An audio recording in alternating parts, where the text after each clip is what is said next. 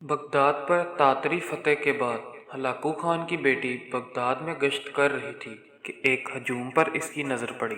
پوچھا لوگ یہاں کیوں اکٹھے ہیں؟ تو جواب آیا ایک مسلمان عالم کے پاس کھڑے ہوئے ہیں۔ دختر ہلاکو نے عالم کو اپنے سامنے پیش ہونے کا حکم دیا۔ عالم کو تاتری شہزادی کے سامنے پیش کیا گیا۔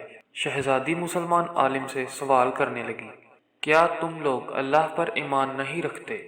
عالم نے جواب دیا، یقیناً بے شک ہم ایمان رکھتے ہیں۔ شہزادی نے کہا، کیا تمہارا ایمان نہیں کہ اللہ جسے چاہے غالب کرتا ہے؟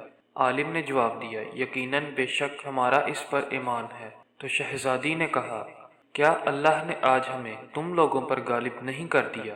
عالم نے جواب دیا، یقیناً کر دیا ہے۔ تو شہزادی نے کہا، تو کیا یہ اس بات کی دلیل نہیں کہ خدا ہمیں تم سے زیادہ چاہتا ہے؟ عالم نے جواب دیا، نہیں شہزادی۔ شہزادی نے پوچھا، وہ کیسے؟ تو عالم نے جواب دیا، تم نے کبھی چرواہے کو دیکھا ہے؟ شہزادی نے ہاں میں سر ہلاتے ہوئے کہا۔ تو عالم نے جواب دیا، کیا اس کی بھیڑ کے پیچھے چرواہے نے اپنے کچھ کتے بھی رکھ چھوڑے ہوتے؟ شہزادی نے جواب دیا، ہاں رکھے ہوتے ہیں۔ تو اس پہ عالم نے جواب دیا، اچھا اگر کچھ بھیڑیں چرواہے کو چھوڑ کر کسی دوسری طرف کو نکل کھڑی ہوں اور چرواہے کی آواز سن کر واپس آنے کو بھی تیار نہ ہو تو چرواہا کیا کرتا ہے؟ شہزادی نے جواب دیا، وہ ان کے پیچھے اپنے کتے دوڑاتا ہے تاکہ وہ ان کو واپس اس کی کمان میں لے آئیں۔